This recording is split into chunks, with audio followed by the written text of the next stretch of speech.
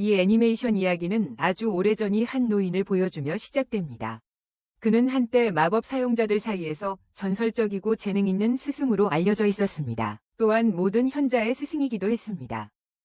하지만 시간이 지나면서 노인은 단순히 포기하고 냄새나는 도장에서 유령처럼 숨어 지내며 한때 자신이 무엇이었는지에 대해 전혀 신경 쓰지 않고 하루 종일 슬픔을 잊기 위해 술이나 마시고 싶어 합니다. 그렇게 해서 결국 땅속으로 들어갈 때까지 술에 빠져 지내고 싶어 합니다. 그러던 중 그의 첫 제자가 방에 들어와서 그를 역겨운 알코올 중독자처럼 행동하는 이기적인 괴물이라고 부릅니다. 신이 주신 재능으로 가득 차 있으며 이는 100만 분의 1입니다. 그래서 노인이 세상을 떠나기 전에 그는 스승에게 자신의 영혼을 붓으로 만들어줄 수 있는지 정중히 요청합니다. 그렇게 하면 그의 영혼이 영원히 살아남을 수 있을 테니까요. 땀에 젖은 노현자는 그의 예언에 동의하지만 젊은이에게 바보 같은 붓이 되기 전에 한 잔 더 마셔야 한다고 말합니다. 그리고 그는 술잔을 비우고 곧바로 특별한 두루마리에 영적인 작별시를 적어 그의 영혼이 그 글을 쓴 붓 안에 담길 수 있도록 합니다. 그때 그는 붓으로 변하게 됩니다. 브러쉬의 힘을 자신의 것으로 사용하려고 합니다. 하지만 브러쉬는 그를 좋아하지 않고 진정한 후계자로 여기지 않으며 그를 멍청한 너드라고 부르며 다른 우주로 날아가 버립니다. 조금 후 우리는 루를 만납니다. 그는 학교에서 고대 중국 문명 수업 중 매우 지루해하고 있습니다. 갑자기 선생님이 그에게 질문을 하십니다.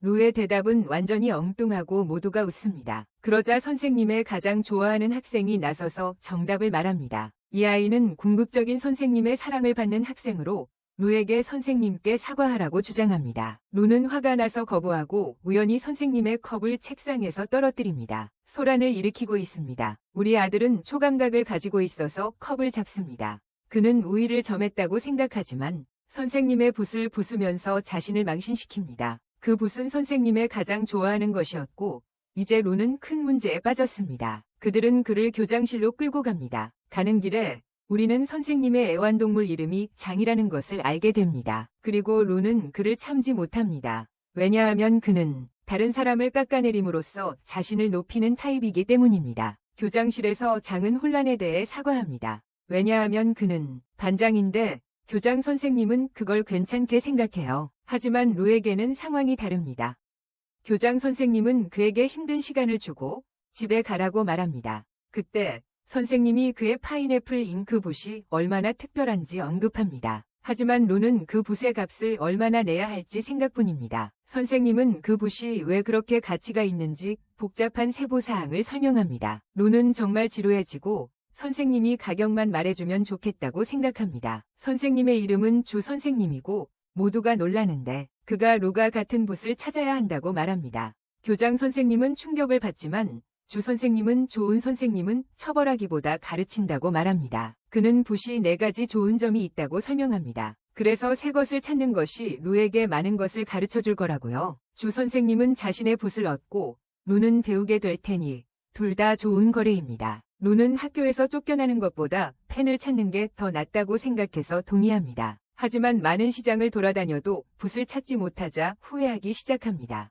루는 주 선생님이 일부러 그를 괴롭혀서 학교에서 쫓아내려는 건 아닌지 궁금해합니다. 그는 붓을 파는 사람을 찾았지만 모두 형편없었습니다. 상인은 루가 떠나는 것을 막으려고 하지만 루는 장을 보고 그에게 다가갑니다. 루는 장이 삼촌인 조와 이야기하는 것을 듣습니다. 조는 붓이 없다고 말하지만 찾으려고 사람들을 보내고 있다고 합니다. 루는 장에게 화가 나 있지만 해야 할 일을 할 준비가 되어 있다. 그때 조가 브러쉬가 다른 도시의 중고품 가게에서 발견됐다고 밝힌다. 그들은 먼저 점심을 먹고 가기로 결정하지만 이것은 우리 아이에게 시간을 벌어주는 것뿐이고 그는 브러쉬를 가지러 떠난다. 루는 가게에 도착하자마자 그곳에 있는 소녀에게 반한다. 그는 그곳에서 파는 놀라운 것들을 칭찬하려 하지만 소녀는 일에만 몰두하며 할아버지가 가게를 운영한다고 설명한다. 루는 파인애플 브러쉬를 보여달라고 요청하고 실제로 가지고 있다는 것에 신이 난다. 그녀는 만지지 말라고 말하며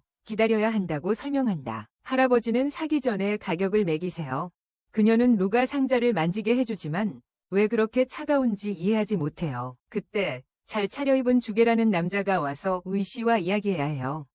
그 소녀는 이 남자에게 매우 냉담하게 대하며 환영하지 않으니 떠나라고 말해요. 이 깡패는 그녀의 손에서 붓을 빼앗아 값싸다고 하고 던져버려요. 하지만 우리 아이는 빠른 반사신경을 보여주며 다시 잡아내요. 남자는 정말 화가 나서 말해요. 그 소녀는 그가 왜 왔는지 알고 있다고. 이 정신병자는 그녀에게 그것을 가져오라고 요구하며 여자를 때리는 것도 문제없다고 말해요. 론은 방금 사랑에 빠진 소녀를 위해 일어서요. 하지만 이 남자는 어떤 힘을 사용해 그들을 밀어냅니다. 주게는 자신이 원하던 것을 챙기고 롱에게 할아버지에게 인사하라고 말합니다.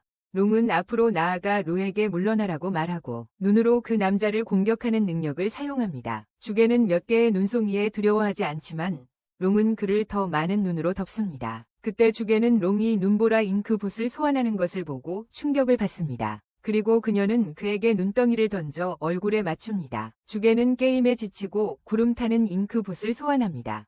두 사람은 치열하게 싸우고 론은 자신이 미치고 있는 건지 궁금해합니다. 주게는 그녀가 혼자가 아니라고 지적하며 그녀에게 그의 다음 공격을 견디지 못할 것이라고 경고한다. 롱은 그가 훔친 붓을 두고 가라고 말하지만 그는 자신의 시체 위에서만 가능하다고 답한다. 롱이 그를 공격하지만 이는 그가 훔친 붓이 그의 가방에서 날아가 로의 가슴에 꽂히게 만든다. 모두가 충격에 빠지고 로에게서 완전히 변화된 무언가를 본다. 주게가 그를 공격하려 하지만 로의 새로운 속도를 따라잡지 못한다. 주게가 능력을 사용하려 하지만 로는 어떻게든 쉽게 막아낸다. 롱이 착지하며 공격하려 하지만 주게는 즉시 반격한다. 우리 아들이 크게 성장했지만 그걸 금방 멈추게 해버리네요. 주게가 사라지자 롱이 로에게 괜찮냐고 묻지만 그는 괜찮지 않고 기절해버립니다. 로가 깨어나 보니 이상한 곳에 이상한 옷을 입고 있습니다. 그는 정말 아름답다고 생각하지만 그 느낌은 오래가지 않고 배에서 떨어집니다. 그는 꿈에서 깨어나고 분홍색 천의 냄새를 맡습니다. 상점 주인인 웨이 씨가 그를 환영하고 그의 손녀를 소개하는데 그녀는 짜증이 난 것 같습니다. 웨이 씨는 루가 약해서 기절했다고 말하지만 루는 사실 눈송이와 싸우다가 먹물붓에 맞았던 것을 기억합니다. 웨이 씨는 웃으며 루가 미친 사람처럼 상상하고 있었다고 말합니다. 그는 루를 놀리며 잘못 상상했다고 주제를 바꿉니다. 루는 쇼핑하러 왔다는 것을 기억합니다. 그는 파인애플 펜에 대해 묻지만 충격을 받습니다. 웨이 씨가 쟁이라는 사람에게 팔았다고 하자 루는 패배감을 느끼며 걸어가려 하지만 웨이 씨는 사고에 대한 책임을 지고 루에게 상황을 바로잡기 위해 다른 먹붓을 제공합니다.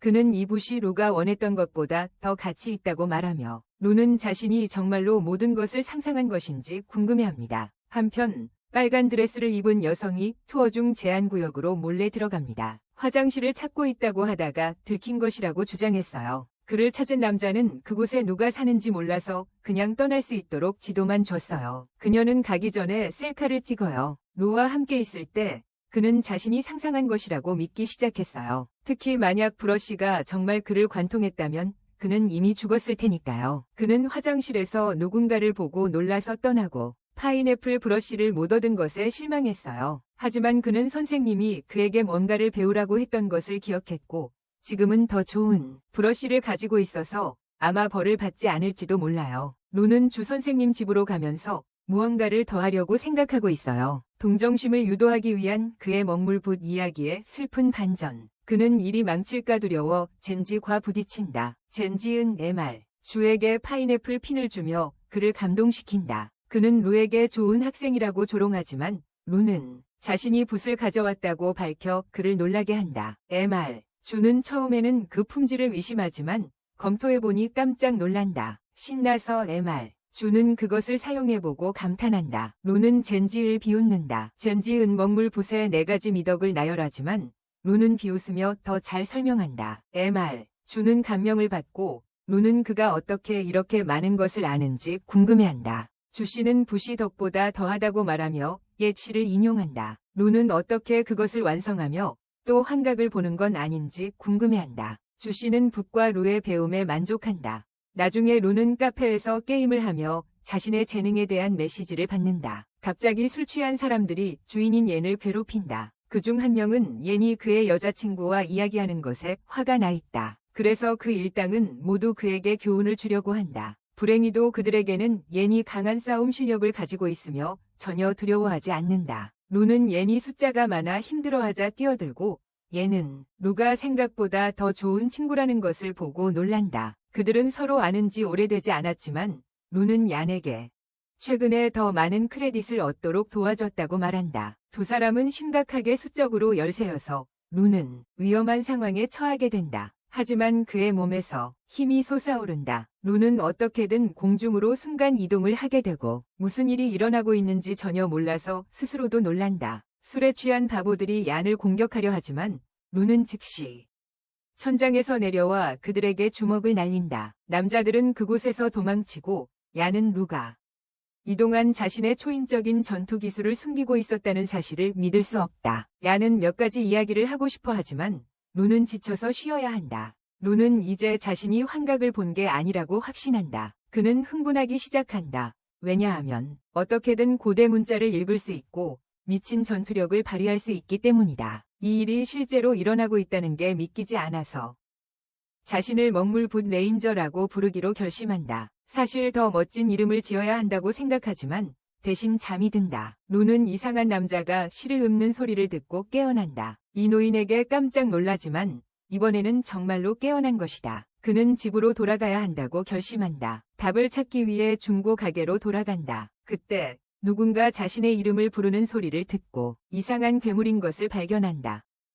루는 최선을 다해 도망치려 하지만 괴물이 그를 따라잡는다. 그는 자신을 진정시키려 애쓰며 자신에게 초능력이 있다고 상기시킨다. 하지만 그 능력은 작동하지 않는다. 루는 이것이 자신의 삶의 끝이 될지 궁금해지기 시작한다. 한편 다른 곳에서는 빨간 드레스를 입은 여성이 쫓겨난 곳에 침입하는 모습을 잠깐 보여준다. 루와 함께 그의 삶은 무서운 악마의 손에 의해 끝나려 하고 있다. 그는 아직 여자친구를 사귀지 못한 것과 자신이 운명적으로 되어야 할 영웅이 되지 못한 것에 대한 모든 후회를 한다. 그때 괴물이 얼음에 덮이고 루는 그가 아직 살아있다는 것을 믿을 수 없다. 그를 구한 것은 잘못된 존재이고 그녀는 즉시 그들이 그에게 준 먹붓이 어디에 있는지 알고 싶어한다. 그가 그것을 줘버렸다는 소식을 듣고 그녀는 분노에 차고 악마를 얼려서 자신의 분노를 표출한다. 그녀는 그것을 끝내고 루는 다시 사랑에 빠진다. 그들은 중고 가게로 돌아가고 루는 누군가가 먹붓을 괴물 인형으로 변형시키고 있다는 사실을 믿을 수 없다. 웨이 씨는 괴물들이 최고급 붓으로 만들어진다고 설명합니다. 그 괴물은 그가 받은 더러운 붓으로만 저지할 수 있습니다. 루는 그걸 그냥 줘버렸다는 게 믿기지 않고 롱이 그를 구하러 오지 않았다면 지금 살아있지 않았을 것이라고 설명합니다. 루는 그들이 모든 것에 대해 그에게 거짓말을 했다고 재빨리 지적하고 노인은 그를 보호하기 위해 거짓말을 했다고 말합니다. 웨이 씨는 루가 평범한 사람일 뿐이니 자신이 본 것을 무시하고 정상적인 삶을 살도록 노력해야 한다고 설명합니다. 루는 이 말을 듣고 매우 모욕감을 느끼고 자기가 며칠 전 주계에게서 롱을 구한 사람이라고 지적합니다. 루는 이 새로운 초능력을 갖고도 문제에서 물러서지 않아서 선생님이 그에게 모든 말을 듣고 결정하라고 하셨어요. 그 후 선생님은 매장 주인이라는 이름의 미지의 서기관에 관한 이야기를 하셨어요. 그는 사람들이 책을 태우고 학자들의 목숨을 앗아가던 시대에 살았어요. 그 시대는 혼돈의 시기였고 이 사람은 학자들이 씻을 수 없는 증오로 묻히는 것을 목격했어요. 그는 재능이 낭비되지 않도록 맹세했고 한 방법을 개발했어요. 그 방법은 이 학자들의 영혼을 먹물붓에 모으는 것이었어요. 이것들을 불령이라고 불렀어요. 루의 붓 안에 깃든 영혼은 이라는 이름으로 시의 왕으로 알려졌어요. 루는 그게 자신을 모든 붓의 수호자 왕으로 만든 건지 궁금해해요. 하지만 유일한 문제는 이 푸른 연꽃 잉크 붓이 루 안에 있는 것이 완전한 것이 아니고 흔적일 뿐이라는 거야. 그때 위시가 갑자기 행동에 나서서 루 뒤에 있던 사람을 공격해. 이 사람은 리라고 하고 주거를 다치게 한 사람을 보러 온 거야. 루는 완전히 혼란스러워지고 룽이 간단히 설명해. 이 사람이 그의 목숨을 노리고 있는 사람이라고. 그는 제 가족의 족장이기 때문에 무시할 수 없어. 룽이 그를 공격하려 하지만 이로 인해 그녀는 위험에 처하게 돼. 우리 용감한 주인공이 그녀를 보호하려 하지만 대신 위시가 해야 해. 늙은이들이 싸우는 동안 리는 시고안의 칠공작이 자신 것이라고 말해. 롱은 그것들이 매장 주인이 만든 7개의 우수한 잃어버린 붓 영혼들로 녹색 연꽃 붓을 포함한다고 설명한다. 리는 녹색 연꽃 붓을 가져가서 호스트로부터 잉크 붓을 분리하고 싶어 한다. 이를 위해 그는 호스트를 제거해야 하고 그 호스트는 루이다. 붉은 드레스를 입은 여인이 있던 곳을 살펴보면 잉크붓 도서관이 방금 강탈당했다고 소리치는 혼란스러운 경비원들이 있다. 그들은 도둑을 잡고 싶어 하지만 이 여인은 이미 사라졌다. 노인들 간의 싸움이 계속되지만 웨이 씨는 정말 힘든 상황이다. 롱은 루에게 도망치라고 말하며 그들이 잠시 리를 지연시킬 것이라고 한다. 리에게 웨이 씨를 처치할 순간이 다가오면서 상황이 정말 나빠진다. 루는 다시 한번 번개처럼 빠른 반사신경을 보여준다. 그리고 그의 새로운 엄청난 힘을 사용해 자신을 구한다. 리는 루 안에 있는 흔적이 작동하는 것을 보고 놀라지만 웨이 선생님은 루에게 리에게는 상대가 되지 않는다고 말한다. 루는 물러설 수 없다고 말하지만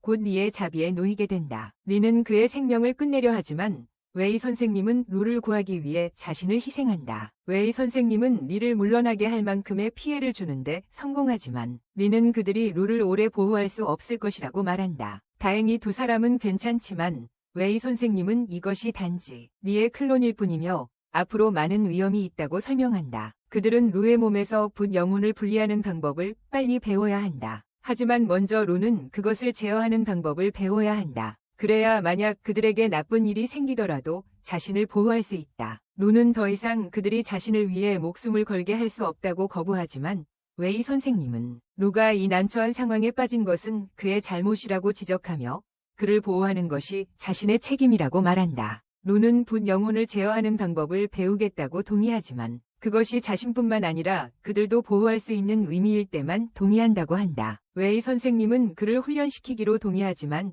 회복할 시간이 필요하다고 한다. 그래서 롱이 대신 그를 가르치겠다고 자원한다. 웨이 선생님은 그것을 허락하고 루는 그 모습을 보게 되어 기쁘다. 롱은 그를 생각만큼 싫어하지 않을지도 모른다. 나중에 루는 학교로 돌아와서 롱과 함께 있다는 이유로 많은 관심을 받는다. 롱은 그를 도서관으로 데려가서 루에게 레이가 쓴 모든 시를 외워야 한다고 설명한다. 물론 루는 이것이 고대 중국 문명 수업과 같아서 정말 싫다.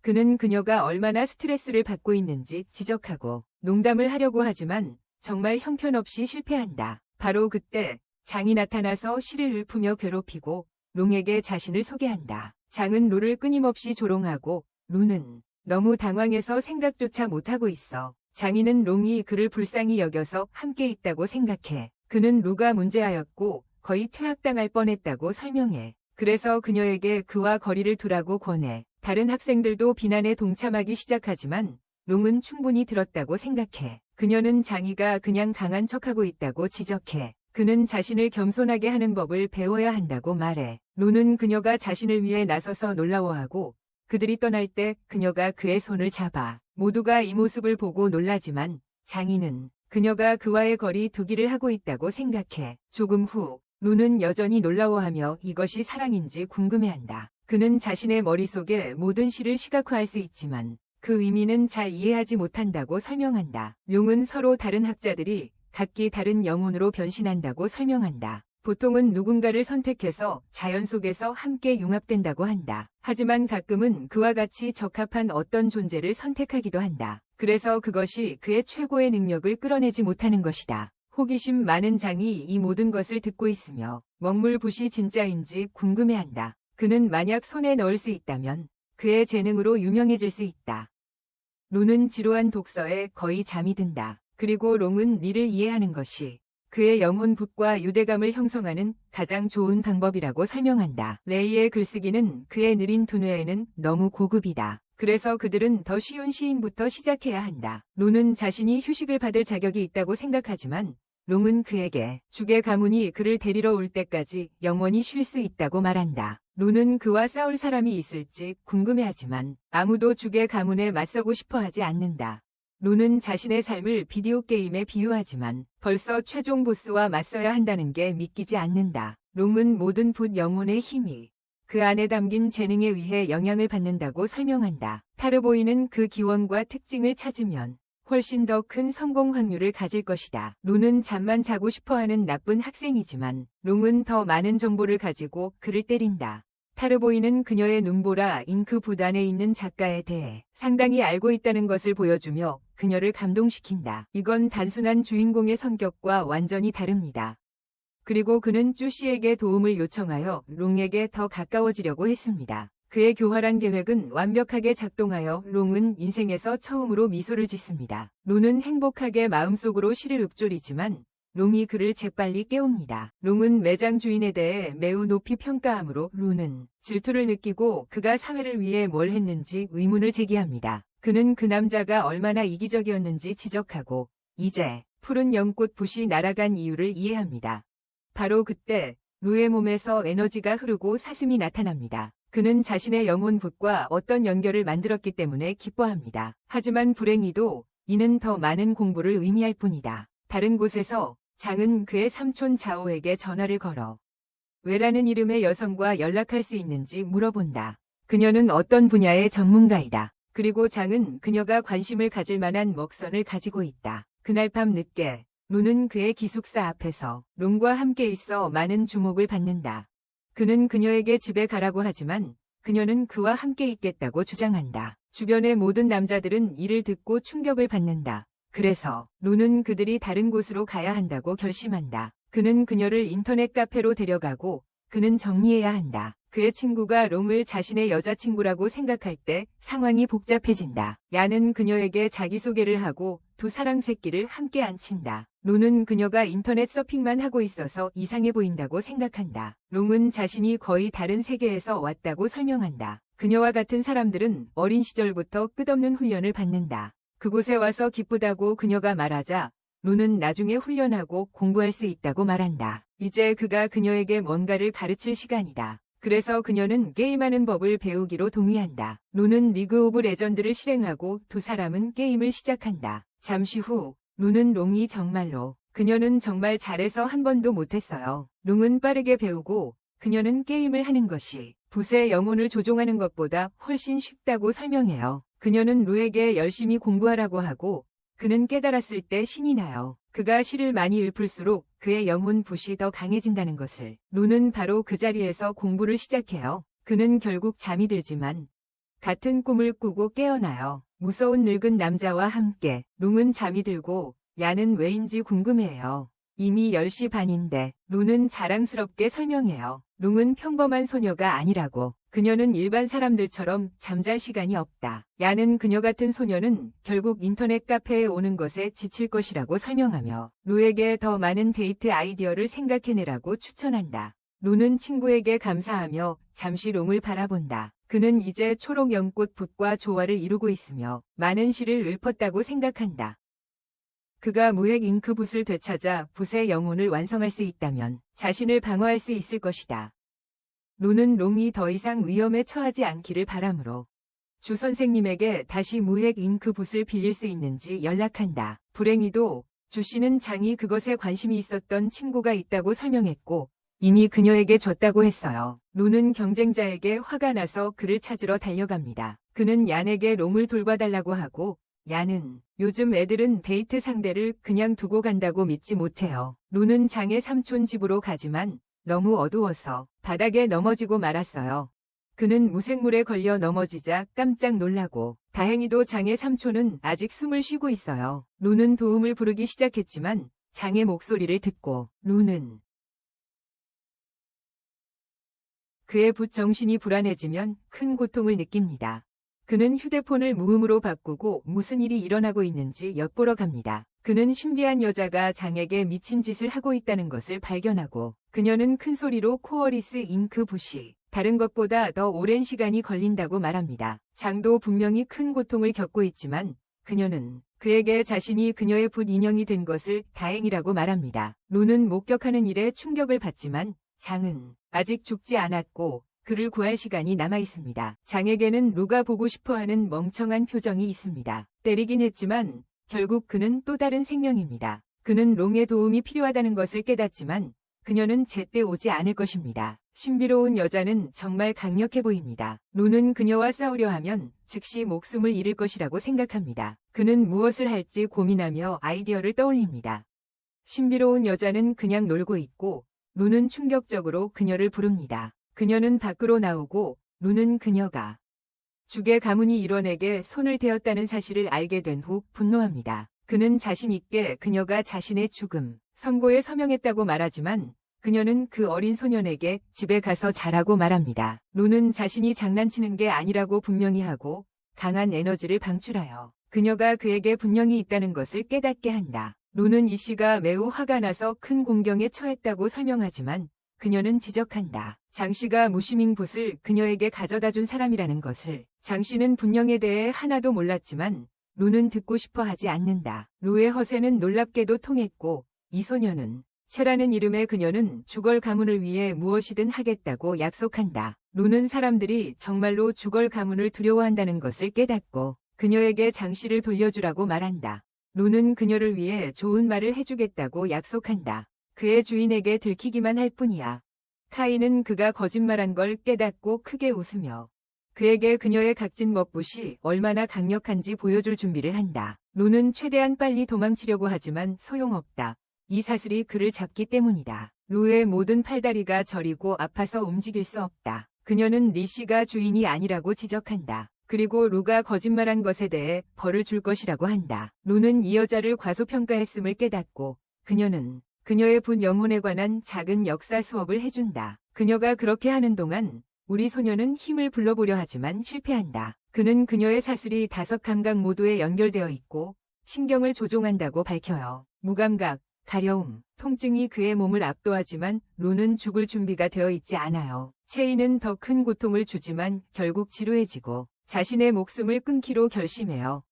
그녀의 마지막 사슬이 우리 소년의 목에 걸리고 그녀는 그를 목 조르기 시작해요. 로가 의식을 잃기 직전 그는 자신의 목숨을 끊는 시에 대해 기억해내요. 로는 이 시를 읊기 시작하고 엄청난 힘이 그의 몸에서 흘러나오기 시작해요. 체이는 이 힘이 그녀의 사슬을 통해 흘러가는 것을 보고 충격을 받으며 무슨 일이 일어나고 있는지 전혀 모르겠어요. 로는 시를 계속 읊다가 몸에서 에너지가 폭발한다. 그리고 그는 초록 연꽃 붓의 흔적을 가지고 있음을 깨닫는다. 우리 소녀는 해가 뜨는 모습이 다른 시를 떠올리게 하면서 진짜 괴짜가 되어가고 있다. 그는 그것을 읊고 즉시 보라색 안개로 공격한다. 차이는 반격하려 하지만 우리 소년의 안개에 맞서 희망이 없다. 로는 그녀의 작은 뱀 몇 마리를 파괴하자 그녀는 그만두고 우리 작은 괴짜는 계속 시를 읊는다. 그의 괴짜 같은 공부가 정말 효과를 보는데 로는 거대한 파도를 만들어낼 수 있었다.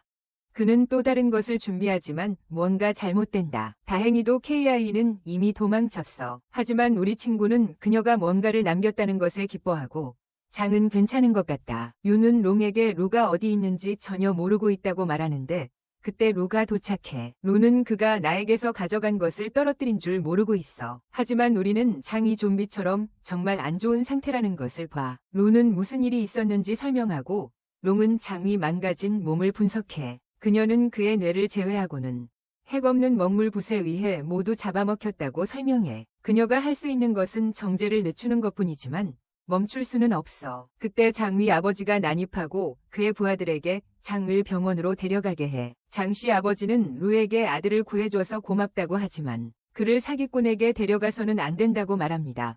롱을 언급하며 루는 자신의 여자를 옹호할 준비를 하지만 장씨는 그에게 돈을 주고 떠납니다. 그 후 롱은 아들이 공격을 소환한 것에 대해 정말 자랑스러워합니다. 그가 암송한 시들은 사람들을 우울하고 침울하게 만들기 위한 것인데 루는 오히려 더 자만해졌습니다. 그녀는 그가 시를 하나하나 암송했기 때문에 리듬을 잃어버린 것이라고 지적합니다. 바로 그때 그는 카이에게서 가져온 것을 잃어버렸다는 것을 깨닫습니다. 야는 바닥에서 그것을 찾아 열어보지만 붓이 튀어나오자 충격을 받습니다. 다른 이들도 이 장면을 보러 오지만 너무 늦었고 붓이 얀의 몸에 들어간다. 루는 걱정했지만 롱은 그가 붓의 영혼과 연결되었다고 설명한다. 루는 그를 바닥에 그냥 떨어지게 두고 얀은 편안하게 잠을 잔다. 얀은 결국 깨어나 루에게 자신이 선한지 악한지 말해달라고 요구한다. 얀은 루가 모두 초능력을 가진 비밀기관의 일원이라는 것을 항상 알고 있었다. 루는 그들이 선하다고 말하자 얀은 자신이 새로운 선택된 멤버가 되어 기뻐한다. 얀은 장을 보호하기 위한 계획을 즉시 생각하기 시작한다. 그가 사냥당할 가능성이 높기 때문이다.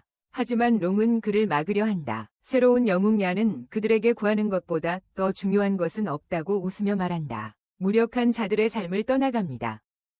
그들은 병원에 가서 장과 얀을 봅니다. 그는 자신의 붓 영혼의 기원을 알고 싶어합니다. 안타깝게도 그들은 모르기 때문에 그가 스스로 알아내야 합니다. 론은 그에게 적어도 살아있으니 편안히 있으라고 말합니다. 그는 편안히 하려고 하지만 주변의 사람들의 피가 그의 주의를 끌습니다. 그의 손끝이 빛나기 시작하고 그는 자신의 힘이 깨어났는지 궁금해합니다. 론은 이렇게 빨리 일어날 줄 몰랐다고 충격을 받지만 롱은 그에게 너무 가까이 가지 말라고 경고합니다. 그의 힘은 파괴적일 수 있습니다. 론은 최악의 상황을 상상하지만 그들은 어두운 구름에 의해 방해받습니다. 장장은 그걸 하고 있는 게 아니고 롱은 이것이 환각을 일으키는 오색 붓이라고 밝힌다. 안타깝게도 소년들은 이미 붙잡혀 그들의 인생에서 가장 강렬한 환각을 경험하고 있다. 롱은 바보들에게 눈을 감으라고 하지만 그녀도 곧 붙잡힌다. 그녀의 환각은 무섭지만 우리 소년 론은 탈출한다.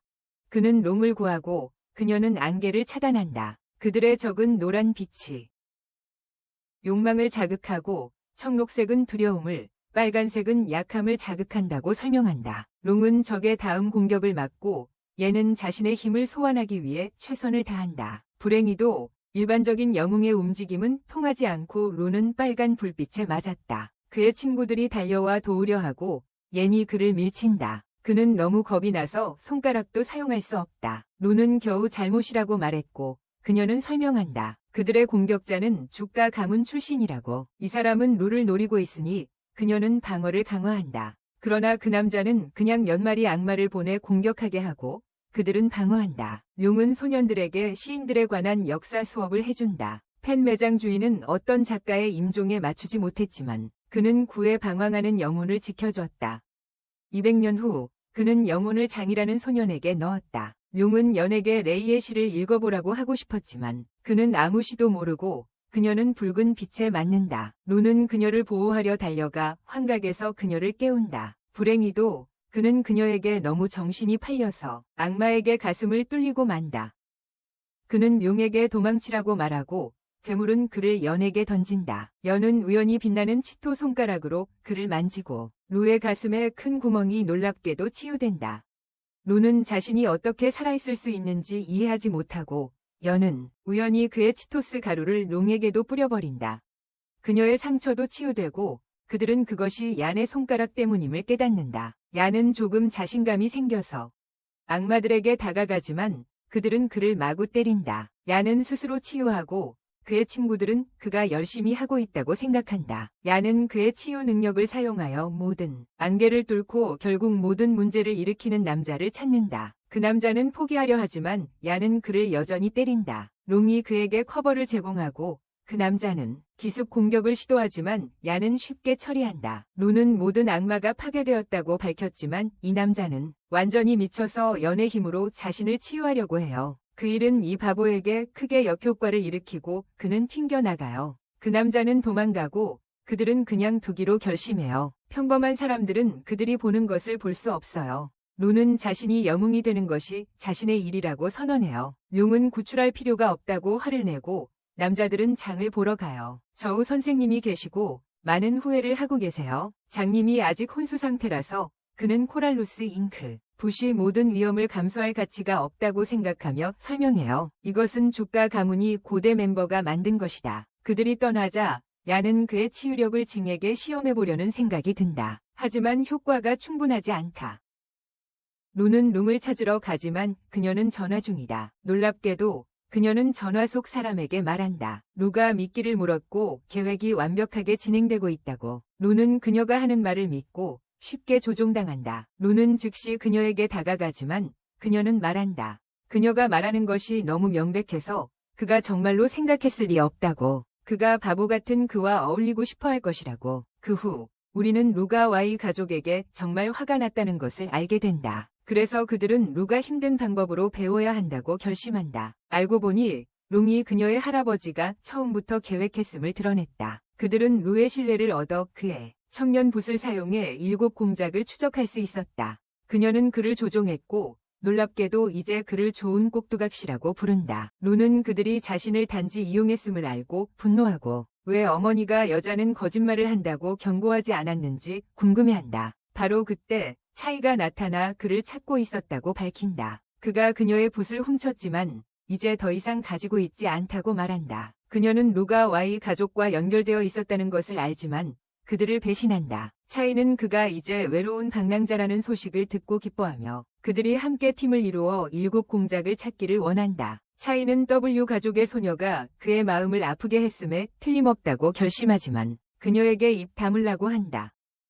그녀의 웃음이 꽤 짜증나기 시작하지만 그녀는 루가 자신을 위해 일하면 장을 치유해주겠다고 제안한다. 그녀는 그에게 생명을 구하지 않고는 그냥 지나칠 수 없다고 상기시킨다. 하지만 루는 더 이상 여성을 믿지 않기로 했다. 결국 차이는 그를 설득하고 그녀는 루를 끌고 가서 생명을 구하는 도구를 찾는다. 루는 힐을 신고 있는 것을 생각하지만 결국 배신하게 된다. 요즘 모두가 거짓말을 하는 것 같으니 말이다.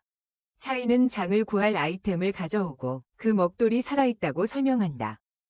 하지만 이것은 단지 속임수일 뿐이며 그녀는 남자를 기절시키고 만다. 루는 여성과 관련해서는 도무지 운이 없다. 그리고 차이는 그들을 트렁크에 넣는다. 얘는 병원 안에서 롱을 찾고 둘은 루가 어디 갔는지 궁금해한다. 루는 깨어나 보니 자신이 묶여있고 그의 수염이 어떤 봉인에 의해 제한되고 있다. 루는 얘를 부르려 하지만 차이가 그를 트렁크에서 꺼낸다. 그녀는 그를 땅에 던지고 자신이 그를 죽일 수 있는 사원에 데려왔음을 드러냅니다.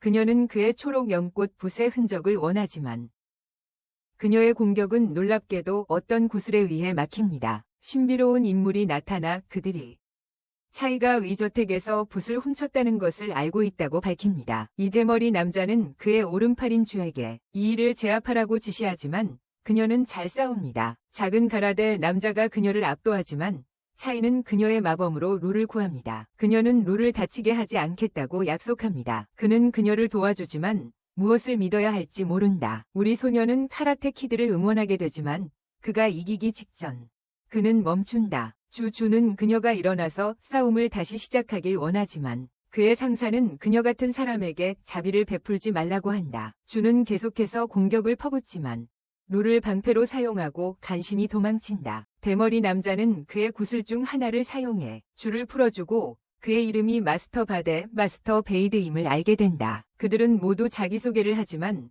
루는 자신에게 붓 영혼이 없다고 말한다. 이 대머리 남자는 놀랍게도 루가 실제로 초록 연꽃 붓의 영혼을 가지고 있다는 걸 알고 있었어. 그리고 도장을 통해 그것을 알아낼 수 있었지. 루는 싸움을 준비하지만 그들은 해를 끼치려는 의도가 없다고 설명해. 루는 믿지 않지만 바데 사범은 즉시 우리 친구를 제지해. 바데는 루의 리듬을 방해했다고 말하며 루가 강제로 하려고 하면 상처만 입을 것이라고 경고해. 그는 루의 능력에 감탄하며 초록 연꽃 붓의 영혼에 대해 더 배우고 싶어 한다고 말했어. 그는 초록 연꽃 붓의 영혼에 대해 더 알고 싶어 해. 바데는 옛날에 이 가족이 계승 문제로 어려움을 겪었다고 밝혔어. 가족들이 서로 등을 돌리면서 여러 희생자가 생겼지. 롱의 할아버지가 주범이었고 그 이후로 사라졌다.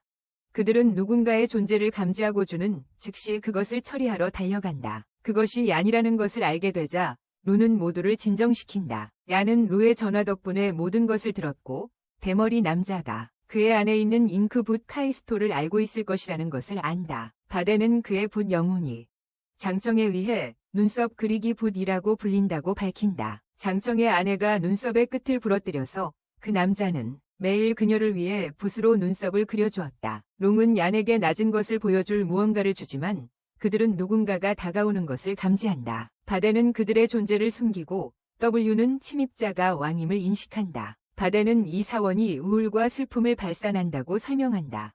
이곳에서는 기운이 잘 순환되지 않아서 사람들의 몸에서 붓 영혼을 끌어내는 데 사용된다. 이곳은 도살장으로 여겨지며 그래서 카이가 그를 데려온 것이다. 왕은 어떤 불쌍한 의식 없는 남자에게 붓 영혼 제거 의식을 수행한다. 루는 그 남자가 자신일 수도 있었음을 깨닫는다. 왕이 그 남자를 찌르려 할 때 루와 다른 남자들은 앞으로 나서기로 결심한다. 바데는 어리석은 젊은 남자들에게 실망하지만 왕은 루를 다시 보게 되어 기쁘다. 왕은 초록 연꽃 붓의 잔재가 자신에게 왔다는 것에 기뻐하고 루는 충격을 받는다. 그 저주에 걸린 남자 안에 7공작 중 하나가 들어있다는 거야. 루는 킹의 공격을 받을 때 힘을 제대로 사용하지 못하지만 다행히 주가 그를 보호해. 루의 붓은 그의 말을 듣지 않아서 바데는 그가 지금 너무 약하다고 지적해. 하지만 킹은 엄청나게 강력하니까 바데는 그의 제자를 지원해야 해. 주는 그의 뛰어난 맨손 전투 기술을 사용해 킹의 무장을 해제하고 킹이 마법을 사용할 때마다 물러나. 이 덕분에 루는 신체 공격으로 킹을 밀어낼 수 있지만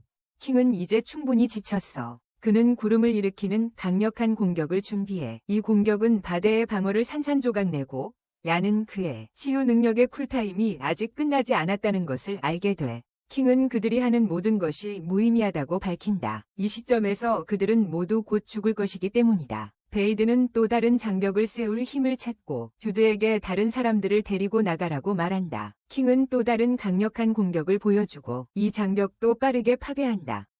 킹은 그들이 도망칠 생각조차 하지 못하게 한다. 그리고 주가 영웅적으로 다른 사람들을 보호하기 위해 자신을 희생한다. 킹은 룰을 붙잡고 그의 가장 친한 친구는 필사적으로 킹을 공격한다. 킹은 이 시점에서 거의 막을 수 없다. 그는 쉽게 얀과 룰을 모두 제압한다. 그는 루가 자신에게 한 짓에 대해 복수하려 하고 마법에 걸린 남자는 루에게 도움을 요청한다. 그러나 왕은 그런 것에 신경 쓰지 않고 그의 시선을 남자에게 돌린 후 놀랍게도 그의 목숨을 끊는다.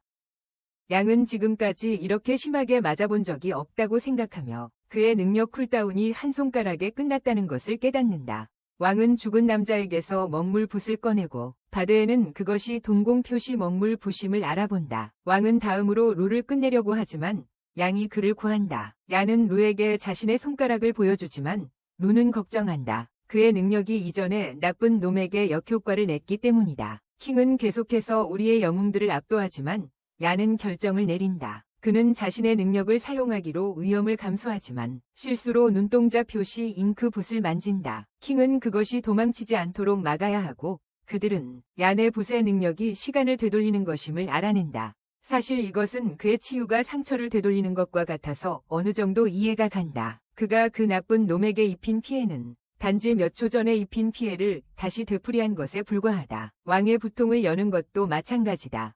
왕은 다시 룰을 쫓으려 하지만 그의 공격이 다시 잡으려는 붓에 맞자 곧 후회한다. 모두가 충격에 빠지는데 붓이 루의 몸속으로 날아들어간다. 모두가 놀라는데 루는 이제 2개의 붓이 몸속에 들어있게 되었지만 그건 불가능한 일이다. 막대한 힘이 이제 루의 몸속으로 흐르고 그는 왕에게 그의 구름 타는 붓도 넘기라고 요구한다. 루는 새로 얻은 힘으로 공격하지만 왕이 간신히 도망쳤다는 것을 알게 된다.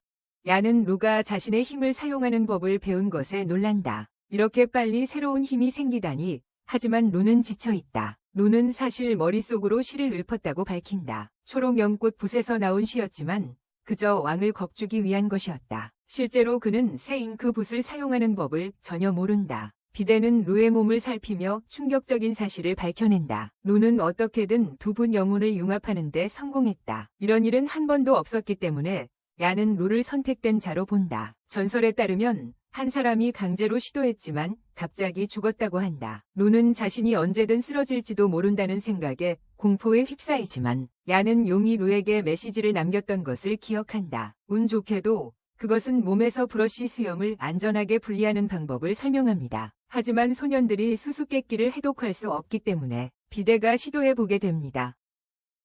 야는 루가 롱과 이야기해보라고 생각하지만 루는 그녀의 할아버지가 너무 위험하다고 설명하며 거리를 두고 싶어 합니다. 루는 롱이 정말로 자신을 도우려는 것인지 아니면 그저 자신을 유인하려는 것인지 확신이 없다고 설명합니다. 비데는 메시지에 팬 매장이라는 2장소에 대한 언급이 있다고 밝히지만 브러쉬 영혼을 안전하게 분리하는 방법에 대해서는 들어본 적이 없습니다. 비데, 얀, 그리고 주는 2장소로 갑니다. 그는 루와 함께 그의 마을로 가서 연구를 합니다. 그의 마을에서 비데는 루를 그의 삼촌 딩에게 소개합니다. 딩은 그들이 즐거운 시간을 보내러 온 줄 알지만 비데가 루가 족장을 만나러 왔다고 말하자 놀랍니다. 딩은 인재 선발 의식에 대해 듣습니다. 선택된 사람이 팬 매장 서기가 되는 의식입니다. 비데는 족장인 아버지에게 무슨 일이 있었는지 설명합니다. 족장은 루가 2개의 붓을 몸 안에 해치지 않고 지니고 있었다는 사실을 믿을 수 없습니다. 그는 루에게 그의 몸이 특별하며 열심히 일하면 큰 일을 이룰 수 있다고 말합니다. 하지만 루는 평범한 사람일 뿐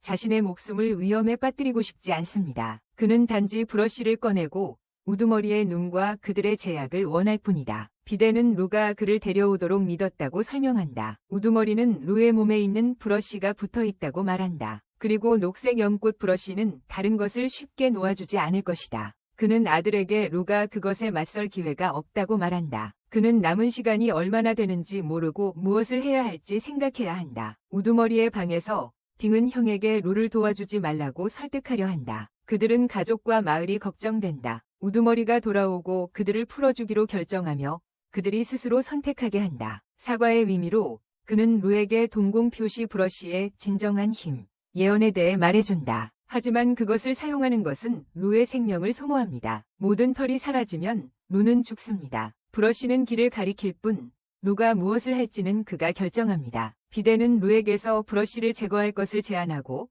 우두머리는 동의합니다. 하지만 그는 갑자기 고통을 느끼고 죽습니다. 비데는 그의 안에 있는 브러쉬도 사라졌다고 밝힙니다. 어떤 낯선 여자가 도착해 우두머리가 죽은 것을 보고 충격을 받습니다. 비데는 공격자가 아직 주변에 있을 수 있으니 조용히 하라고 말합니다. 하지만 이 여자는 정말 멍청하고 비데와 루가 우두머리를 살해했다고 두려워합니다. 그녀는 가짜 뉴스를 퍼뜨리기 위해 달려가고 비데는 희망이 없다고 설명합니다. 그들이 함정을 설치했어요. 남자들이 떠난 후 나머지 마을 사람들이 도착하고 딩은 다른 사람들에게 마을 출구를 닫으라고 말해요.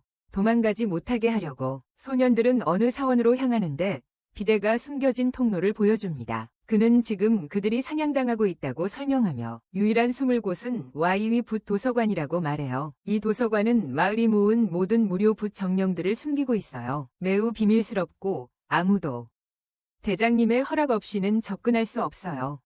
이제 대장이 없으니 마을 사람들은 아마 누가 도서관을 확인할지 결정하는데 어려움을 겪고 있다. 이것은 그들이 거기서 나가는 방법을 알아낼 시간이 있다는 것을 의미한다. 비데는 그곳에서 전에 브러쉬를 훔쳤고 브러쉬 도서관에 들어간 후 다시 나타나지 않았다고 설명한다. 이것은 비밀 출구가 있다는 것을 의미한다. 그들은 문을 여는 무언가를 찾고 비데는 기계장치가 있다고 설명한다. 이 기계장치는 브러쉬 정령에 귀환 동안 참가자들의 능력을 테스트한다. 안에는 여러 개의 문과 벽에 이상한 글씨가 있다. 몇 개의 브러쉬가 중앙에 있지만 비데는 당황하며 루에게 불을 끄라고 말한다. 전기가 폭발하고 비데는 손전등이 닿았을 때 브러쉬가 작동했다고 설명한다. 기계가 작동됐으니 비데는 루에게 어떤 계획을 속삭인다. 루는 큰 종을 불러서 크게 울린다.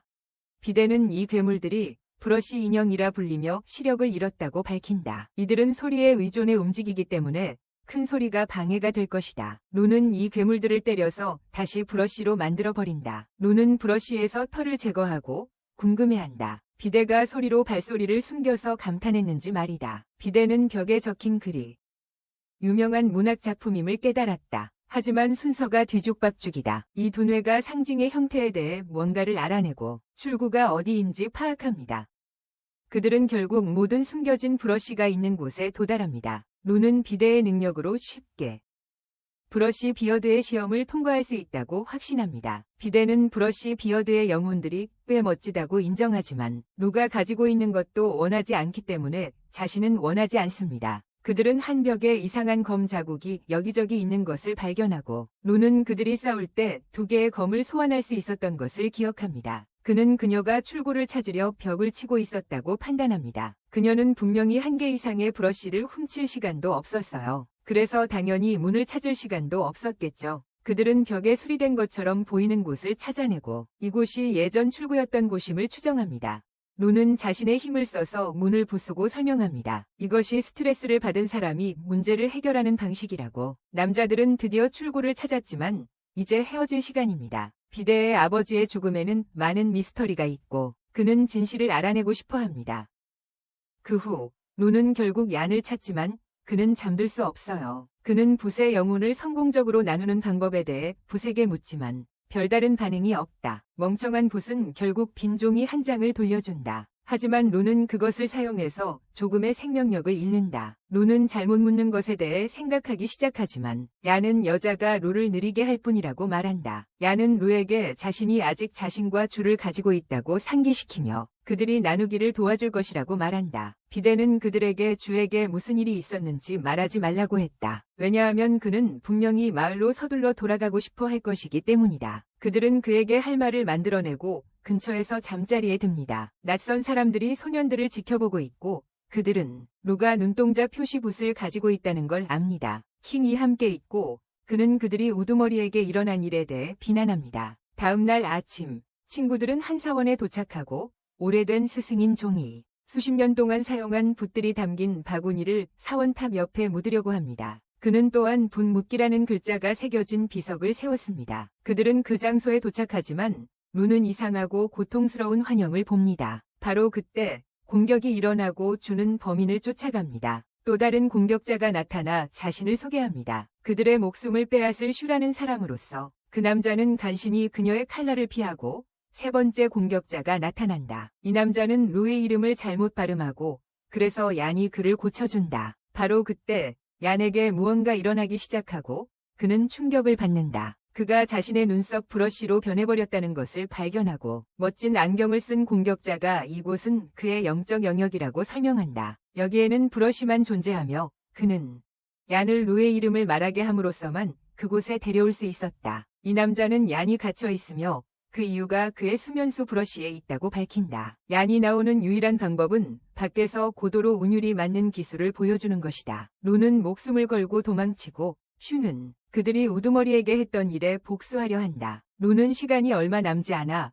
힘을 써서 검을 소환한다. 하지만 불행히도 검은 매우 약하다. 다음으로 갑옷을 소환하지만 오래 가지 않는다. 루는 자신이 매우 위험한 상황에 있다는 걸 깨닫지만 슈는 그의 친구들이 훨씬 더 나쁜 상황에 있다고 지적한다. 주를 바라보면 청이 그를 죽이고 있고 얀을 보면 아직 잡혀 있다는 걸 알 수 있다. 슈는 루의 목숨을 끊으려 하지만 그는 아직 어떤 이유로 자신감이 생기고 연막을 만들어낸다. 슈는 그것을 없애고 즉시 루를 찾는다. 루는 드래곤을 소환하여 도망치려 하지만 슈는 재빨리 그를 저지한다. 그녀의 칼날은 이상한 존재들이 둘 중 하나에서 나오게 하고 루는 그녀의 거대한 붓이 어떤 이상한 힘을 가지고 있는지 궁금해한다. 얀과 함께 멋진 안경을 쓴 남자가 그에게 특정한 리듬으로 시를 읽으라고 지시한다. 얀은 이 남자를 비웃으며 그는 다른 사람의 시로만 싸울 수 있다고 말한다. 얀은 그가 자신의 시가 없다고 지적하며 그를 자극하고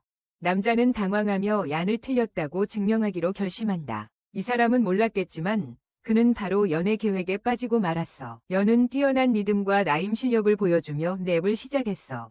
연이 랩 배틀을 시작했지만 안경 쓴 남자는 당황하기만 해. 연은 계속 랩을 이어가며 안경 쓴 남자를 끊임없이 디스하기 시작했어. 그들 주변의 방어막이 깨지기 시작했고 안경 쓴 남자는 이해하지 못했어. 연이 어떻게 그의 영적 영역을 지배할 수 있었는지. 연은 이 남자에게 랩 가이드의 힘을 절대 이해할 수 없다고 말했어. 그리고 안경 쓴 남자는 큰 피해를 입었어.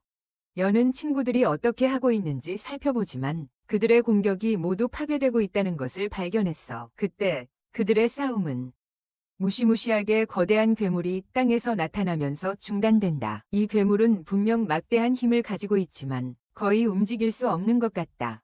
그것은 주를 겨냥하는 것 같지만 루이, 제자 브러쉬가 자동으로 루를 구하도록 강요한다. 브러쉬는 그들 둘을 보호하지만 주는 루가 자신과 어떤 음모를 꾸미고 있다고 생각한다. 주는 이유도 없이 눈물이 나기 시작하지만 루는 그 이유를 전혀 모른다. 그가 확신하는 것은 제자가 브러쉬가 그녀를 구하게 만든 이유가 있다. 그들의 친구들은 그들을 돕기 위해 목숨을 걸고 위험을 감수하고 공격자들은 다른 때에 복수를 해야겠다고 결심한다. 루와 얀은 쉬를 구하러 가지만 괴물이 원거리 공격을 할 수 있다는 사실에 충격을 받는다. 루의 방패가 이 공격 때문에 부서질 위기에 처하자 얀은 루에게 브러쉬로 장벽을 만드는 법을 가르쳐달라고 한다. 하지만 불행히도 루는 제자 브러쉬가 혼자서 하고 있어서 전혀 알지 못한다. 쉬는 안경이 부서지는 것을 막지만 그들은 모두 달려온 끝에 괴물에게 다시 돌아왔다는 사실에 놀라게 된다. 그들은 모두 숨고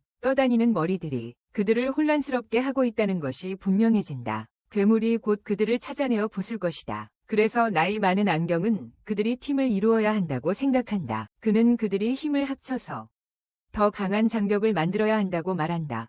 하지만 루는 그 방법을 전혀 모른다. 쉬는 그가 자신의 소중한 힘의 흐름을 자신 안에서 느끼기만 하면 된다고 설명한다. 그 힘이 그의 심장에 도달하면 그는 마음으로 그 흐름을 목표로 향하게 해야 한다. 그들은 괴물이 뭔가를 하기 시작할 때 간신히 해냅니다. 괴물은 이상하게도 어떤 수도사로 변신하고 그들은 그곳에 붓을 묻은 주인이라고 추측합니다.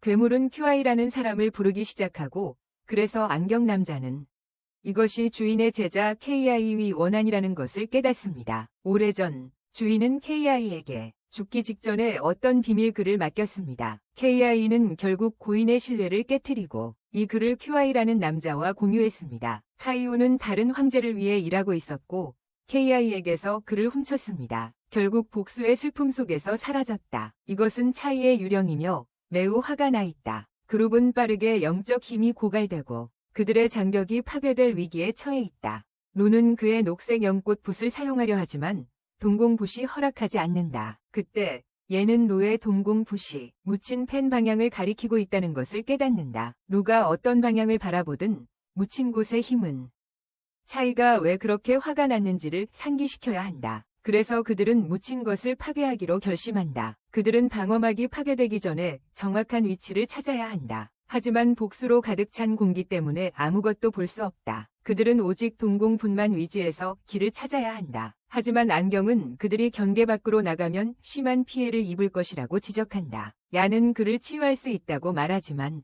그의 능력으로 치유할 수 있지만 기회는 겨우 9번뿐이다. 두 소년과 슈유가 나서지만 곧 유령들에게 공격당한다.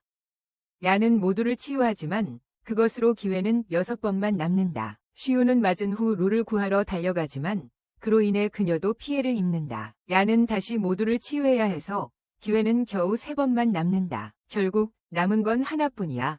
하지만 슈유는 더 이상 치유가 필요 없다고 용감하게 말했어. 드디어 매장지에 도착해서 얘는 그의 마지막 치유를 슈유에게 사용해서 그녀가 싸움을 끝낼 수 있게 해. 슈유는 앞으로 나서서 엄청난 힘으로 강력한 일격을 날려 유령이 다시 형체를 드러내는 충격적인 모습이 보여지고 그녀는 차이의 귀를 발견해. 그녀는 해야 할 일에 대해 사과하며 그것을 파괴하지만 뒤로 밀려나게 돼. 상황이 진정되어서 안경이 슈유 곁으로 달려가지만 유령은 여전히 남아있어. 멀리서 이상한 기운이 폭발하며 브러쉬가 에너지가 물에 들어간 후 나타납니다. 이 브러쉬는 차이의 유령을 자극하기 시작합니다. 하지만 모두가 루의 녹색 연꽃 브러쉬에 유적이 브러쉬 영혼의 영혼을 길들일 수 있는 능력이 있다는 것에 충격을 받습니다. 이 새로운 브러쉬는 7공작 중 하나인 것 같습니다. 차이의 유령의 점액을 사용하여 무언가를 쓰기 시작합니다. 그 글쓰기는 이것이 구름 브러쉬임을 분명히 하고 차이는 울기 시작합니다. 차이는 그가 보호해야 했던 비밀 글과 재회하고 마침내 평화롭게 쉴 수 있게 됩니다.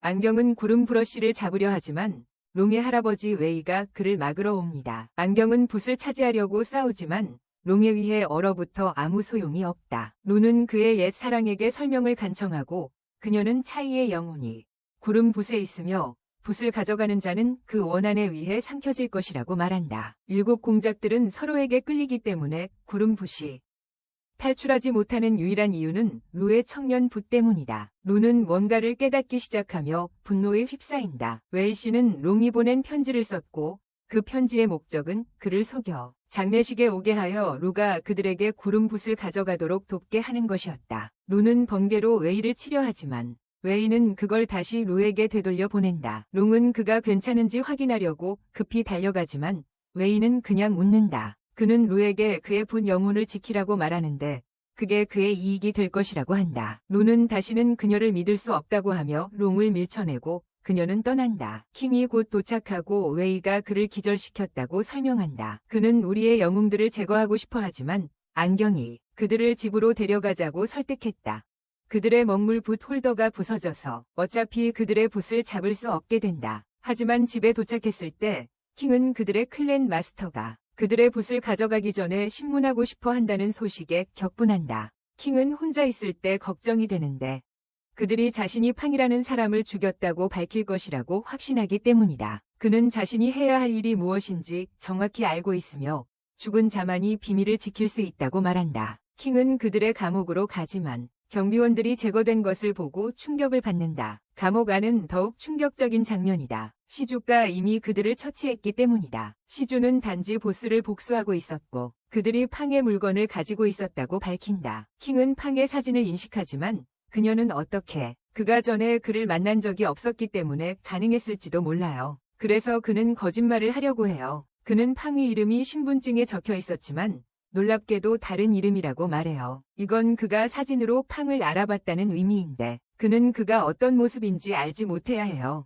불행히도 그의 거짓말은 하나도 성공하지 못하고 소년들이 그냥 연기였다는 것을 드러내요. 실제로 그 신분증은 윤희 것이었고 팡의 사진이 붙어 있었어요. 페이라는 남자가 나타나서 킹에게 설명할 게 많다고 말해요. 최근 과거를 들여다보면 소년들이 신문받는 모습이 보여요. 루는 페이에게 킹이 팡을 죽였다고 말하려 했지만 페이는 그를 믿지 않았다. 그러나 그는 루가 그의 제자 붓에게 자신의 무죄를 증명할 수 있는 가장 좋은 방법을 물어보도록 허락했다. 제자 붓은 제 역할을 다하고 계획을 세웠다. 그들은 죽은 척하고 킹을 거짓말로 잡아내어 그들의 무죄를 증명한다. 킹은 싸워서 빠져나갈 수밖에 없지만 그들은 그를 기절시킨다. 그들은 킹을 사슬에 묶고 페이는 그의 붓의 능력을 사용해 킹의 붓을 빼낸다. 그의 붓은 킹이 말을 거부하고 있었기 때문에 킹의 붓으로부터 답을 얻을 수 있게 해준다.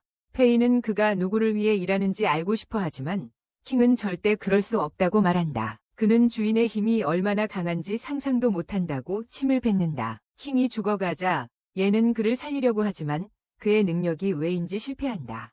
안경은 얘네 능력은 짧은 순간만 시간을 되돌릴 수 있다고 설명한다. 그래서 킹을 없앤 것이 얼마 전 일일 가능성이 높다. 페이는 킹이 자신이 일하는 비밀 배우자를 언급했을 때 그 일이 촉발되었을 것이라고 의심한다. 그것을 만든 사람은 엄청 강력할 것이고 그래서 얘네 능력은 이후 킹을 도울 수 없었을 것이다. 슈유는 묻는다. 유가 무덤에서 그녀를 구해준 것에 대해 고마워하는데 그는 그 일을 해낸 공을 붓에 돌린다. 페이는 리우에게 배신자를 찾는데 도움을 준 것에 감사하고 클랜 마스터가 그들을 만나고 싶어 한다고 밝힌다. 그 사람은 죽의 가문이 마스터라서 리우는 이전에 자신을 쫓던 사람이 가짜였음에 깨닫는다. 클랜 마스터의 이름은 리이며 그는 리우가 필요로 하는 모든 것을 도와주겠다고 제안한다. 리우는 자신의 붓 영혼과 분리하는 방법을 알고 싶어 하지만 리에게는 그 방법을 알지 못한다. 그는 리우에게 수녀원이라는 곳에 가라고 말한다. 하지만 죽음의 붓 서기에게 조심하라고 경고합니다. 그들은 붓 인형 조정 기술을 연구하고 살아있는 존재를 죽음의 붓으로 알려진 붓 영혼으로 정죄하는 악한 서기들입니다. 죽음의 붓 영혼은 인간의 영혼을 삼키고 그들의 몸을 소유합니다. 그들은 시키는 자의 명령만 따르는 인형이 됩니다. 이 서기들은 악하며 리우의 두 개의 붓에 확실히 관심을 가질 것입니다. 죽의 가문과 Y 가문 모두 힘을 합쳐도 이 죽음의 붓 영혼들을 모두 없앨 수 없었습니다. 다른 곳에서 Y는 롱에게 사과하지만 그녀는 화가 나 있습니다. 이 조작적인 노인은 자신에게 남은 시간이 많지 않다고 설명하며 단지 룡이 죽으면 어떻게 할지 걱정돼. 그녀는 그냥 그와 함께 있고 싶어하고 늙은 남자는 어떤 일이 있어도 그녀를 죽이지 않겠다고 약속해. 그가 원하는 건 그가 떠난 후에도 그녀가 살아남는 것뿐이야. 죽다 가문으로 돌아와서 소년들은 며칠 더 머물도록 초대받았어. 이곳은 그들에게 천국과 같다. 골프도 치고 호화로운 식사도 즐기면서 남자들은 결국 너무 애쓰며 머물게 하려는 것임을 깨닫고 혹시 어떤 감금 상태에 있는 건 아닌지 의심하기 시작해. 바이든은 바로 그때 유에게 메시지를 보내며 수녀원에 관한 정보를 가지고 있다고 전했어. 그는 나무조각 영혼 분리와 관련된 좋은 소식을 가지고 있다고 했어. 더 중요한 것은 그는 주계가 나쁜 사람이라고 말한다. 그리고 그들은 가능한 한 빨리 도망쳐야 한다. 리우는 탈출할 방법을 생각하려 하지만 다행히도 슈가 도와주러 온다. 그녀의 조건은 간단하다. 그녀는 그들이 그녀의 복수를 도와주면 탈출을 도와줄 것이다. 그 복수는 우두머리를 제거하는데 도움을 준 배신자들에 대한 것이다. 그날 밤 그들은 탈출을 시도하지만 이상한 남자에게 발견된다. 그는 그들을 막으려 하지만 남자가 그들을 그냥 지나가게 해주자 모두 놀란다. 알고 보니 이 남자의 이름은 치아이며 그들이 나갈 때마다 그들을 다시 문 안으로 옮길 수 있는 능력이 있다. 치아는 새로운 우두머리지만 야는 그를 물리쳐야 한다고 결심한다. 치아는 겁먹은 척하지만 그를 순간이동시키면서 얀을 당황하게 만든다. 리우는 치아가 능력을 활성화하기 전에 땅을 밟았다는 것을 알아차렸다. 그리고 그는 추측을 해냈다. 치아는 자신의 발 주변에서 사람들을 반대 방향으로 이동시키고 있는 것 같다. 하지만 그는 한 번에 한 사람만 이동시킬 수 있는 것 같다. 그래서 그는 그들이 게이트를 지나갈 때까지 기다리고 있었던 것이다. 치아는 그들이 맞았다고 말하지만 그들이 탈출할 기회가 없다고 밝힌다. 그 그룹은 계획을 생각하고 각기 다른 방향으로 달려간다. 치아는 자신도 다른 방향으로 순간이동할 수 있다고 자신 있게 밝힌다. 하지만 그는 얀의 행방을 잃었다는 것을 깨닫는다. 얀이 패배자를 쓰러뜨리고 치아가 그를 알아차리지 못한 이유는 그가 가만히 서 있었기 때문이라고 지적한다. 수녀원으로 가는 길에 리우는 페이가 심각하게 다쳤다는 병원에서 전화를 받는다. 바보 같은 우버 기사는 그들을 수녀원으로만 데려가겠다고 하니 우는 나중에 혼자서 페이를 확인하러 가기로 결정한다. 얀과 쉬는 수녀원에 접근하지만 그들은 피 냄새를 맡고 그곳에서 대량 학살이 일어났음을 발견한다. 병원에서는 리우가 비데이가 의식을 되찾을 때까지 앉아있다. 스님은 그들이 헤어진 후 웨이 저택에 대해 조사하기 시작한 이야기를 전합니다. 그는 그의 딩 삼촌이 권력을 강화하기 위해 저택의 일부 상점으로 부족의 장로들을 매수했다는 사실을 발견했습니다. 그 후 그는 고인의 수장의 지휘 아래 이를 사용하기 시작했습니다. 수장이 나이가 많았지만 여전히 강력했습니다. 웨이 부족의 어떤 붓 주인도 그의 분 영혼을 압도하고 그렇게 순식간에 없앨 수는 없었습니다. 비디는 나중에 사업을 위해 저택을 떠난 부족의 한 구성원을 몰래 따라갔습니다. 그리고 그가 주가 부족의 한 구성원과 비밀리에 만나는 것을 발견했습니다. 그는 그들이 주가의 분 영혼을 획득하는 방법에 대해 이야기하는 것을 엿들었습니다. 그들은 주인이라고 부르는 사람을 위한 수집입니다. 이는 주가와 Y 가문이 상인들이 연합한 사악한 제3위 존재가 있음을 확인시켜줍니다. 비디가 그들이 양구에서 그를 기다리고 있을 때 그의 조사를 눈치챘다고 밝혔습니다. 스님은 주가의 상인이 란 수녀원을 노리고 있다는 것을 알아차리고 그를 따라갔다가 매복당했습니다. 리우는 옥좌에 있는 영과 쉬가 수녀원에 있다는 소식에 놀라 일어납니다. 두 사람은 의식을 잃은 요원들을 확인하며 모두 제거되었음을 알게 됩니다. 쉬는 이들이 상인들을 처치하기 위해 파견된 멤버들이라 조금 혼란스러워합니다. 하지만 수술은 다음 날로 예정되어 있었다. 얀은 페이가 그녀가 관여하지 않기를 바랐다고 추측하며 잘못된 정보를 흘린 것이다. 그 노인은 그녀가 너무 고집스럽게 일찍 도착할 줄 예상하지 못했으며 그들은 서둘러 루찬 수도원으로 가서 상황을 파악하려 했다. 비데이는 적들이 무서운 힘을 가지고 있다고 고백하며 그는 매복에서 살아남은 것에 운이 좋다고 한다. 리우는 위험을 알리기 위해 필사적으로 얀에게 전화하려 했지만 그는 받지 않자 직접 달려가서 경고하기로 결심한다. 그동안 두 사람은 사원에 도착하여 페이와 아이 후이가 공격자들과 맞서고 있다. 유 후이가 공격하러 달려가지만 그는 춘에게 제압당한다. 얀은 쉬가 도와주려는 시도를 막는다. 그는 상황을 더 잘 이해하고 싶어 한다. 그래서 쉬는 다른 남자를 민으로 확인하고 주가 부족의 모든 상인들이 그와 접촉하고 있다고 말한다. 강력한 붓 인형이 현장에 도착하고 쉬의 개입 시도를 멈춘다. 괴물은 페이를 공격하기 전에 비명을 지르지만 노인은 붓을 활성화하여 쉽게 그를 제압한다. 얀은 페이의 토니한 붓이 이렇게 강력한 공격력을 가지고 있다는 것에 충격을 받는다. 페이는 이 기회를 이용해 그 몬스터를 조종하는 사람이 첸이라는 걸 알아내고 공격하지만 생물을 그를 가로막아 조종자를 향한 공격을 막는다. 춘은 자신의 힘을 이용해 인형의 격렬함을 높이지만 페이는 여전히 그것을 쓰러뜨린다. 민이 페이를 기습 공격하며 전투에 가세하고 유령 붓의 힘으로 그를 감염시킨다.